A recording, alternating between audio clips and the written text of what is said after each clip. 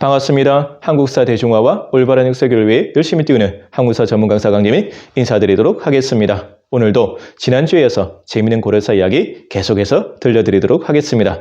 여러분, 고려사 공부하면 공부할수록 참 재밌죠? 참 매력적인 나라입니다.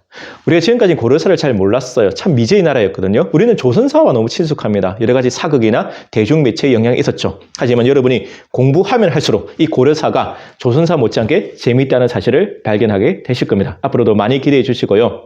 자, 오늘 이야기는 바로 무슨 얘기냐? 이전의 이야기로 돌아가겠습니다. 바로 최씨 무신 정권 때 고려의 북방 정세, 대외 관계에 큰 변화가 생깁니다. 그 이전까지 세계의 중심, 동아시아 최강대국은 어떤 나라였죠? 바로 여진족이 세웠던 금나라입니다. 나중에 이제 후금, 청나라를 세우게 된 그 유명한 만주족인데요. 이 금나라를 중심으로 동아시아 국제 질서가 형성됐었고, 우리 고려는 이 금나라와 사대 관계에 있었습니다. 그런데 어떤 변화가 생기느냐? 바로 새로운 신흥 강자, 바로 그 유명한 몽골이 등장하게 됩니다. 그 이전까지 몽골은 존재감이 별로 없었어요. 이유가 있었습니다. 이 몽골은 정말 말을 잘 타고 호전적이고 싸움 잘하는 용맹한 유목민족이고 기만민족인데 왜 그 이전까지 존재감이 없었느냐? 몽골은 그 당시 분열되어 있었습니다. 많은 부족으로 분열되어 있어 자기들끼리 치고받고 싸운다고 내전 상태에 있었던 것이죠. 그럼 힘이 없었습니다. 통일국가를 형성하지 못했던 것이죠. 그래서 금나라의 간섭을 받으면서 금나라의 간접 지배를 받고 있었는데, 이때 드디어 몽골의 위대한 지도자가 나타납니다. 바로 여러분도 다 아시는 너무나도 유명한 바로 태무진, 나중에 징기스칸이죠. 이 태무진이 몽골 부족을 통일시키고 몽골이라는 나라를 세우게 되면서 자신이 징기스칸으로 등극하게 됩니다. 이 칸이 무슨 말이냐면, 몽골 사람들은 자신들의 최고 지도자를 칸이라고 부릅니다. 즉 우리나라의 왕과 똑같은 존재죠. 이 징기스칸이 이제 최종 목표가 뭐냐? 바로 중국 대륙을 먹는 거거든요. 특히 금나라, 자신들이 원수였던 금나라를 정복해야 되는데 금나라를 정복하기에 앞서서 중앙아시아나 다른 국가를 먼저 공격하기 시작합니다. 자, 근데 몽골 하면 여러분, 인류 역사상 가장 강력한 전사 집단입니다. 그리고 세계 역사상 가장 넓은 영토를 차지했었죠. 몽골 전성기 때 영토가 어마어마합니다. 여러분, 상상할 수 없는 영토를 차지했거든요. 유라시아 대륙을 완전히 휘젓고 다녔고 몽골군이 패배한 적이 거의 없습니다. 물론 패배한 적이 있긴 있는데 그건 다음에 제가 말씀드리도록 하겠습니다. 그러면 몽골이 인류 역사상 가장 강력한 전사 집단으로서 최강의 최대의 대제국을 형성할 수 있었던 이유는 뭐냐? 그 비결을 지금부터 제가 말씀드릴 텐데요. 바로 강력한 군사력이 있었다. 몽골은 최강의 군사력을 가지고 있었거든요. 자, 그러면 그리고 이 최강의 군사력의 비밀은 바로 뭐냐? 기병이었습니다. 몽골 군대의 힘은 바로 기동성이 있거든요. 자, 왜 기동성이 중요하느냐? 자, 행군 속도가 빨라야 되잖아요. 그래서 상대방이 방어할 태세를 주지 않고 바로 치고 들어갈 수 있거든요. 근데 몽골군은 왜 이렇게 기동성이 뛰어나냐면, 몽골군은 전원 기병으로 구성되어 있습니다. 몽골 그 당시 군사력이 어느 정도냐면, 인구가 여러분 몽골 인구가 그래 많지 않아요. 100만에서 200만 정도인데 엄청 작죠. 엄청 적은데 이 100만과 200만의 인구로 자신들이 지배했던 피정복민을 1억에서 2억이는, 그러니까 100만에서 200만 정도 되는 몽골인들이 1억에서 2억 정도 되는 사람들을 지배했었다. 그리고 몽골 군대가 엄청 많으냐? 아닙니다. 세계를 지배했다고 해서 몽골 군대의 수는 20만에 불과합니다. 근데 이게 전원 기병으로 구성됐대요. 전원 기병. 여러분, 기병이 보병보다 훨씬 더 유리하거든요. 그건 당연한 상식입니다. 자, 그럼 몽골 기병이 왜 무서우냐? 바로 기동성이 엄청나게 빠르다는 겁니다. 보통 기병의 이동 속도가 30에서 50km 정도로 봅니다. 그런데 여러분, 우리 기병하면 제일 무서운 기병 있잖아요. 몽골 기병 말고 바로 여진, 만주족 기병이 있거든요. 얘네들이 조선시대 때 이제 정명호란, 병자호란 일으키면서 우리나라로 쳐들어왔잖아요. 이때 이 여진족, 만주족의 기병의 이동 속도가 어느 정도냐면, 압록강을 건너고 한 5일 만에 수도 서울에 도착합니다. 하루에 평균 100km 이상씩 달렸다, 최대 110km까지 달렸다는 기록이 있거든요. 100km 전후로 속력을 내려오게 됩니다. 엄청난 속도인 거죠. 여러분, 상상이 안 가시면 임진왜란 때 일본군이 부산에 상륙해서 서울로 북상하잖아요. 이때 거의 장을 받지 않고 무인지경으로 굉장히 빠른 속도로 북상하거든요. 조선군의 저항이 거의 없었기 때문에. 그때 일본군은 이제 기병이 아니라 보병이 주력이니까 일본군의 북상 속도, 이동 속도가 하루에 평균 25km입니다. 그것도 엄청난 속도입니다. 20km로 북상하는데 여진 기병, 만주족 기병은 하루에 100km 이상 내려온다는 거죠. 그러면 몽골 기병의 이동 속도는 어느 정도냐? 몽골 기병의 이동 속도는 110km 이상 되고, 그 다음에 특히 헝가리 원정, 유럽 원정 때는 어떤 연구 결과에 의하면 160km에 달했다는 기록도 있습니다. 이 몽골이 워낙 대단한 세계 대직을 이루다 보니까 몽골 기병의 군사력에 대해서 많은 연구가 이루어져 있습니다. 특히 우리나라보다 서양에 있는 군사학자들이 이 몽골의 힘이 어디서 나오는가, 몽골의 기병, 또 몽골의 전략 전술에 대해서 많은 연구를 하고 있습니다. 그래 봤더니 이 몽골군의 기병의 이동 속도가 최소 110km 이상 되고 헝가리 원정 때는 160km에 달하고 어떤 연구자는 뭐라고 하냐면 몽골군이 이동할 때 최대 빨랐을 때가 하루에 200km 이동. 상사선수 여러분이 보통 기병이 30에서 50km 이동하는데 160km, 200km 달렸던 건 상상할 수 없는 속도입니다. 그러니까 적군이 대비 태세를 갖추기 전에 정광석처럼 와버리기 때문에 뭐 이거는 뭐 상대가 안 되는 것이죠. 자, 그러면 몽골 기병이 왜 이렇게 빠르냐? 그 원인을 또 살펴봐야 되지 않겠습니까? 몽골 기병이 이렇게 빠른 이유는 뭐냐면 말을 잘 다루는 겁니다. 말과 그냥 혼연체. 우리는 말을 잘 다룬다는 말도 어폐가 있습니다. 이 몽골 군은 말과 그냥 한 몸입니다. 한 몸. 몽골군은 어릴 때부터 3살 때부터 말을 타는 연습을 해요. 그냥 3살 때부터 말을 위해서 거의 생활하기 때문에 말과 한 몸이 돼버립니다. 말을 자유자재로 다룰 수 있다는 거. 보통 말을 이렇게 훈련하고 조종하기가 쉽지가 않거든요. 그러니까 뭐 자유자재로 다룰 수 있고, 그리고 말 위에서 여러분 뭐 창을 쓴다든가 활을 다루기가 힘듭니다. 왜? 달리는 말이 엄청난 속도기잖아요. 그 속도 위에서 엄청난 속도로 달리는 말 위에서 창을 쓴다든가 아니면 활을 조준하기가 쉽지 않은데 몽골군은 자유자재로 이용할 수 있다는 거 대단한 겁니다. 엄청난 거죠. 인간이 아니죠, 솔직히. 최적화된 최강의 전사 집단입니다. 그리고 몽골군은 왜 이동 속도가 그렇게 빠르냐면 보병이 없죠. 전원 기병으로 구성되고 또 중요한 건 뭐냐면 보급부대가 없습니다. 보통 군대의 행군 속도가 왜 느리냐? 보급부대가 있기 때문에 행군 속도가 느리거든요. 당연히 먹어야 될 식량을 들고 가야 되지 않습니까? 근데 몽골군은 보급부대가 필요 없다. 무슨 말이냐? 그럼 뭘 먹느냐? 자, 몽골군은 여러분 육식을 하거든요. 뭐 양고기나 이런 거 염소 잡아먹지 않습니까? 그럼 고기를 잡아서 바짝 말립니다. 육포라고 하죠. 이 육포를 가루로 만들어서 말 안장 밑에 넣고 다닙니다. 그러다가 식량을 먹고 싶으면 배가 고프면 물에 타서 먹습니다. 그러니까 따로 식량 보급부대, 우리가 뭐 이런 게 필요가 없는 겁니다. 엄청난 능력이죠. 그러다가 이제 목적지에 도착해서 적진을 공격해서 거기서 식량을 섭취하는데 뭐 중간에 예외적으로 아주 특수항용으로 중량의 보르츠라든지 이런 게 떨어질 수 있잖아요. 이 보르츠랍니다. 아까 제가 말린 고기를 잡아서 바짝 말린 육포, 가루로 만들어서 물에 타먹는 그것을 보르츠라는데 그 보르츠가 떨어질 수도 있잖아요. 그러면 상관없어요. 어떻게 되면 얘네들은 말을 여러 마리 갖고 다닙니다. 그래서 그 중에 한 마리를 잡아서 또 해결하기도 합니다.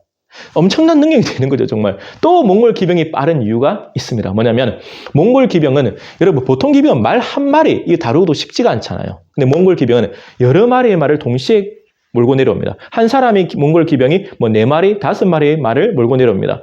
엄청난 이게 인간이 아니야, 그러니까. 그러면서 어떻게 돼요? 자기가 타고 있는 말이 이제 지치면 다른 말로 갈아타고 다른 말로 갈아타고 이렇게 내려니까 엄청난 스피드를 계속 유지할 수 있는 거예요. 그래서 아까 말한 대로 뭐 110km 이상, 160km, 뭐 최대 200km 연구 결과에 따라서 이런 속도를 낼 수 있다. 정말 최강의 기병.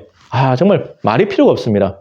그리고 또 몽골 군이 무서운 이유는 뭐냐? 몽골 기병이 왜 빠른지는 봤잖아요. 근데 몽골 군이 무서운 이유가 기병, 그 다음에 기동성이 있는 건 아닙니다. 굉장히 전투력이 강하고 호전적입니다. 얘네들이 용맹합니다. 패배를 두려워하지 않습니다. 몽골군은 갑옷을 안 입거든요. 우리가 아는 그런 무거운 철갑을 안 입어요. 왜? 이 갑옷이란 것은 적군으로부터 적 병기로부터 나를 방어하기 위한 건데 사내 대장부가 왜 그런 걸 입냐 이거죠. 죽으면 죽는 거지. 그러니까 얘들은 방어용이었던 그런 갑옷도 안 입습니다. 굉장히 용감하고 패배한 것을 굉장히 두려워합니다. 게다가 군율이 굉장히 엄격해요. 군율이 굉장히 엄격하기 때문에 기강이 엄청나게 셉니다. 그리고 동료애가 엄청 강합니다. 자기들 간에 그 끈끈한 동료애가 있거든요. 이러다 보니까 몽골군은 인류 역사상 가장 강력한 전사 집단이 될 수밖에 없었던 것이죠.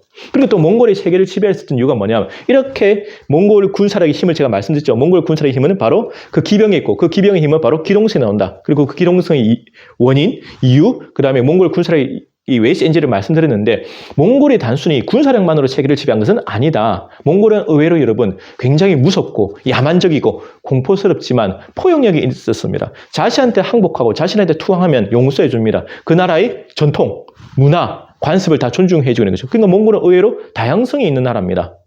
자, 이러한 몽골의 능력 때문에 어제 보면 100만에서 200만 밖에 안 되는 인구를 가지고 1억에서 2억이나 되는 인구를 지배하고 인류 역사상 가장 넓은 대제국을 차지할 수 있었던 겁니다. 자, 그러면 몽골군의 전략 전술은 어떻느냐? 몽골군은 어떻게 상대방을 제압하느냐?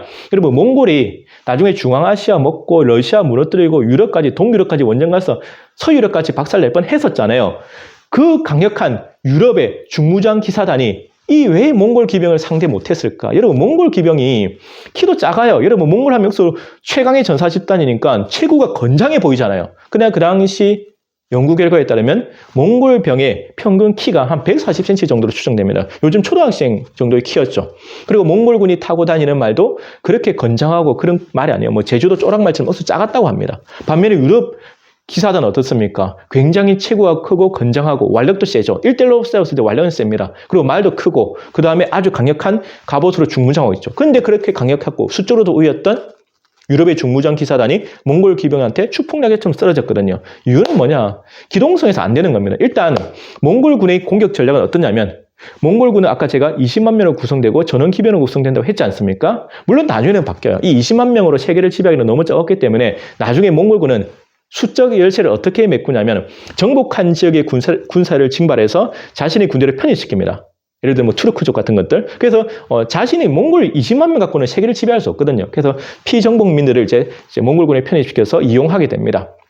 아무튼 순수 몽골군은 20만 명이었는데 이 몽골군은 크게 경기병과 중기병으로 구성돼요. 뭐로 구성된다고요? 경기병하고 중기병으로 구성됩니다. 경기병은 말 그대로 좀 가벼운 기병. 그게 뭐냐면 비단 갑옷을 입고 2개의 활과 2개의 화살통을 메고 있으며 칼 한 자루를 차고 있습니다. 반면에 중기병은 가죽 갑옷을 입고 있고 안에다 철편을 대고 있으며 만도라고 해서 초승달처럼 휘어진 날카로운 칼과 끝이 날카로운 긴 창을 들고 있습니다. 이렇게 경기병과 중기병으로 구성되는데 아마 여러분 몽골군의 전략이 좀 짐작이 되실 겁니다. 먼저 경기병이 공격합니다. 이 경기병이 빠르게 활로 공격하게 된 것이죠. 이 몽골 경기병의 활 실력이 어느 정도냐면 여러분 달리는 만류에서 활을 조절하는 것조차도 힘든데 이 몽골 경기병은 달리는 만류에서 그것도 엄청나게 빠른 속도로 질주하는 만류에서 분당 10발씩 활을 쐈다면 분당 10발씩 활을 쏴요. 그러면 6초에 한 발 정도 활을 쏘게 되는 겁니다. 화살을 쏘게 되는 것이죠. 근데 그 사거리도 그 당시 세계 최대의 사거리인데 거의 200m에서 300m 정도 되었답니다. 그리고 거의 백발백중이죠. 완전 몽골군 엄청나거든요. 그 몽골 경기병이 빠른 화살 공격으로 상대방을 무력화시키게 되면 그때 누가 등장하느냐? 바로 이제 끝판대장이죠.